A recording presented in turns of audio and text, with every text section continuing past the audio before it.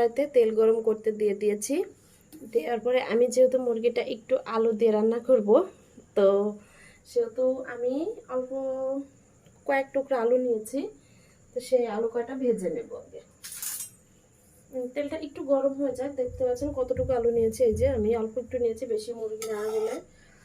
তো এবার আমি আলুগুলো দেখি গরম হয়ে এসেছে প্রায়, দিয়ে দেব।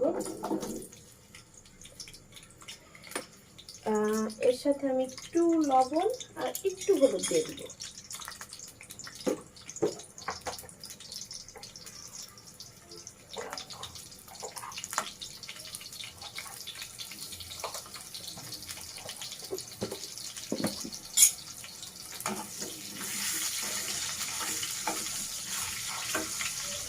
আমি আলুগুলো খুব সুন্দর করে ভেজে নেব।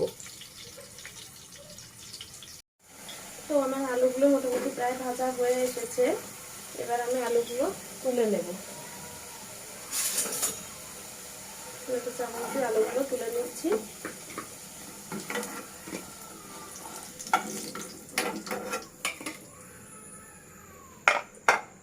এরপর আমি তেলের ভিতরে দিয়ে দিলাম গোটা গরম মশলা। এর ভিতরে 2টো এলাচ, 2 টুকরা দারচিনি, 2 টুকরা লবঙ্গ এবং 2টো তেজপাতা আমি দিয়ে দিয়েছি। এরপর দিয়ে দেব পেঁয়াজ কুচি।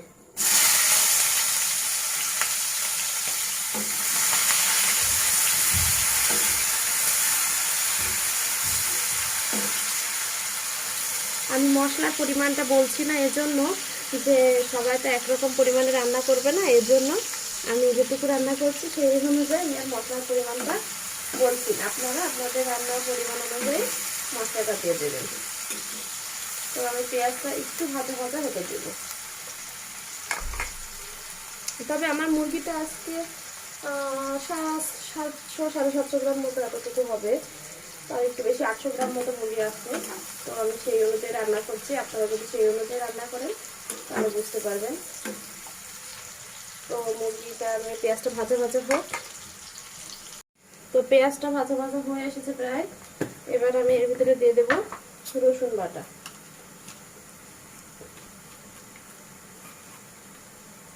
এক চা চামচ রসুন বাটা দিয়ে দিলাম।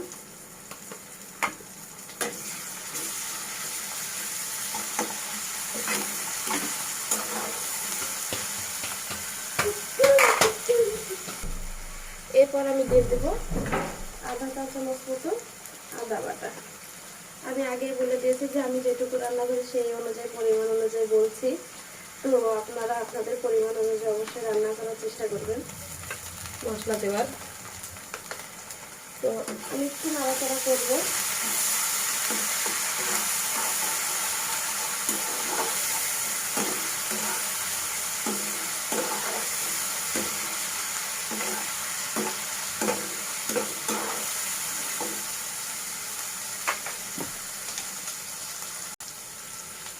এরপর এই যে দেখতে পাচ্ছেন আমি এখানে শুকনা মরিচ এবং জিরা বেটে রেখেছি। আমি এখানে 1 টেবিল চামচ জিরা বাটা আর আমি 10টা মতো শুকনা মরিচ নিয়েছি।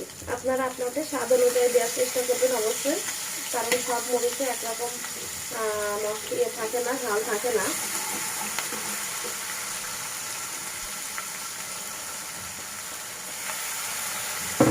তো মরিচের টেস্ট অনুযায়ী দেবেন, আপনাদের টেস্ট অনুযায়ী মরিচটা অবশ্যই দেওয়ার চেষ্টা করবেন। আর আজকে আমি কিন্তু পুরো মশলাগুলোই পাটাতে বেটে রান্না করছি। যেহেতু দেশি মুরগির জন্য সেহেতু একটু পাটাতে বেটে রান্না করে টেস্টটা বেশি ভালো হয়। এরপর আমি দিয়ে দেবো হলুদ গুঁড়া। 1 চা চামচ হলুদ গুঁড়া দিলাম। 2 চা চামচ লবণ দিলাম।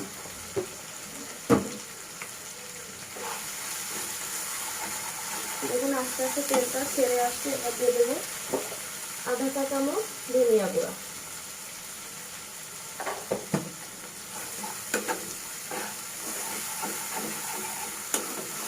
আমি 5-7 মিনিট মতো এবার কষিয়ে নেবো। 5 মিনিট মতো কষিয়ে নিলে চলবে।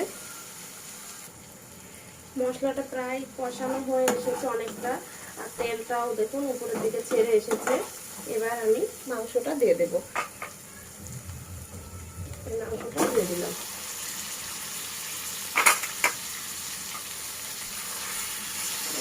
সুন্দর করে নাড়াচাড়া করে দেবো। আর অবশ্যই চুলার আঁচটা খুব কমিয়ে রাখবো, কারণ চুলার আঁচটা বাড়িয়ে দিলে এই সময় দেখা যাবে উপরের দিক থেকে মশলাটা কষানো হয়ে গেছে, পুড়ে যাচ্ছে মশলাটা, এরকম হবে।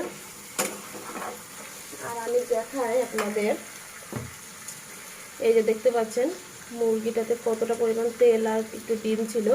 তো আমি ওইটাকে আর হ্যাঁ একটু সামান্য কলিজা আছে, তো ওটাকে আমি আলাদা করে রেখেছি। ওটা আমি যখন প্রায় কষানো হয়ে আসবে তখন আমি ওটাতে দিয়ে দেবো। বেশি মুরগি ছিল কিন্তু একটু সাইজটা বড় ছিল, এর জন্য আর কি আছে।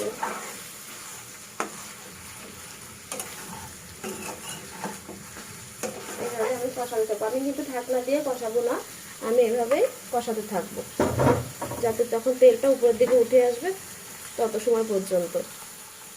তো দেখতে পাচ্ছেন আমার কিন্তু কষাতে কষাতে পুরো তেলটা উপরের দিকে উঠে তো এসেছে, আর কালারটা কিন্তু পুরো চেঞ্জ হয়ে গেছে। আর আমার মরিচটা একটু লালচে ধরনের বেশি, এই জন্য কালারটা একটু বেশি লাল লাল হয়ে রয়েছে, দেখে মনে হচ্ছে প্রচুর ঝাল হবে। তো যাই হোক আর কি, আপনারা আপনাদের স্বাদ অনুযায়ী দেবেন মরিচটা অবশ্যই। আর হচ্ছে কি যে প্রায় কষানো হয়েছে, কিন্তু যেহেতু আমার এটা একটু বড় মুরগি ছিল, তো আমি পুরাটা রান্না করিনি, অল্পটা করলাম, তো এই জন্য আমি এটাকে একটু প্রেশার কুকারে দিয়ে দিব। আমি আর একটু কষিয়ে নেব। আপনারা চাইলে এর ভিতরে একটু গরম জল দিয়ে চালিয়ে করতে পারেন, মানে সিদ্ধ করে দিতে পারেন, কোনো সমস্যা নেই। কিন্তু আমার কাছে প্রেশার কুকারে দিলে বেশ মাংসটা বেশ টেস্টি বেশি মনে হয়। আর আমি কিন্তু এখনো তেল কিংবা ডিম যেটা ছিল যে ওটা এখনো দিইনি, আমি শুধুমাত্র কষাতে থাকছি। আর প্রেশার কুকারে দেওয়ার সময় শুধুমাত্র আমি যে একটু গরম মশলা দিয়ে দিব, আর দিয়ে দিব আমি একটু যে ভাজা মশলাটা বানিয়েছিলাম ওটার রেসিপিও আমি আমার চ্যানেলে দিয়ে দিয়েছি। তো সেই ভাজা মশলাটা আমি আধা চা চামচ মতো দিয়ে দেবো। তো দেখতে পাচ্ছেন মশলাটা কষানো হয়ে এসেছে, শুকিয়ে গেছে প্রায়। এরপরে আমি এর সাথে আলুগুলো মিক্স করে দিব, আর যে ডিম এবং কলিজার তেল রয়েছে ওইগুলো দিয়ে দেবো। তারপর আমি এটাকে প্রেশার কুকারে দিয়ে দেবো। আর এরকম শুকনো ভাব হয়ে আসলে তখন বুঝতে পারবেন যে কষানোটা হয়ে গেছে। আর যত কষাবে তত বেশি টেস্টি হবে। কিন্তু এরপর আমি প্রেশার কুকারে দিয়ে দেবো। যে গরম মশলাটা দিয়ে দিচ্ছি, গরম মশলা বেটে দিয়েছিলাম, একটা এলাচ আর 2 টুকরা দারচিনি, একটা লবঙ্গ আমি বেটে দিয়ে দিচ্ছি। আর আমি যে ভাজা মশলা ওটা আমি যে বানিয়ে রেখেছিলাম, ওই যে দেখতে পাচ্ছেন, এই যে এটা আমি আধা চা চামচ মতো দিয়ে দিলাম। আর অবশ্যই লবণ টবণ চেক করে নিতে পারেন আপনারা। তো আমি হালকা একটু নাড়িয়ে দেব, কারণ আমি যে ভাজা মশলাটা দিয়েছি ওটা দেওয়ার পরে বেশি নাড়াচাড়া দেব না। আমি এবার যেহেতু বেশি বড় পিস করিনি আর অনেকটা কষানোর সময় সিদ্ধ হয়ে এসেছে, সেক্ষেত্রে আমি 2টো সিটি দিয়ে কিংবা 3টা সিটি দিয়ে নামিয়ে নেব। আমি প্রেসার কুকারের মুখটা আটকে দিই। প্রেসার কুকারের মুখটা আটকে আমি সিটি দেওয়ার জন্য রেডি করে দিয়েছি। আর আপনারা চাইলে অবশ্যই টেস্টের জন্য একটু পেঁয়াজ বেরেস্তা দিতে পারেন নামানোর পরে, কিংবা সিটি আগ দিয়েও দিতে পারেন, সেক্ষেত্রে টেস্ট আরও বেশি বেড়ে যাবে। তো আমরা দেখতে পেলেন যে আমি কিভাবে রান্না করছি। তাহলে বন্ধুরা দেখে নিলেন আমি কিভাবে বাটা মশলা দিয়ে দেশি মুরগির ঝোল রান্না করলাম। আর এটা খেতে কিন্তু অসম্ভব টেস্টি হয়, যেহেতু দেশি মুরগির যে কোনো কিছু রান্না করলেই বেশি ভালো লাগে। তবে সেটা যদি আপনার গুঁড়া মশলা বাদ দিয়ে বাটা মশলা দিয়ে রান্না করেন, সেক্ষেত্রে টেস্ট আরও বেশি আসবে। আর এই রেসিপিটা যদি অবশ্যই আমার ভালো লেগে থাকে, তাহলে কিন্তু অবশ্যই প্লিজ আমার চ্যানেলটা সাবস্ক্রাইব করবেন এবং একটা লাইক এবং কমেন্ট দিয়ে অবশ্যই শেয়ার করবেন। সবাইকে অনেক অনেক ধন্যবাদ।